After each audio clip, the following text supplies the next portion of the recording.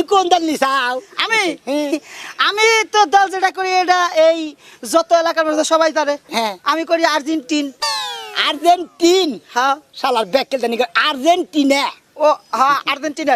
তুমি কোনটা করো? কেন আমি হ্যাঁ? আমি একবারে ফাজি। এই শুনো, আল্লাহর বলার কথা শুনো। হেই। এই ফাজিল কোন দল আছে? তেলি ওটা হলো ব্রাজিল। ভাই আরো জোরে, আরো জোরে, ভাই হেভি মজা লাগছে। একটা নাগিনের লগে প্রেম করছিলাম, কেডা জানো বিন বাজিয়ে নিয়ে গেছে।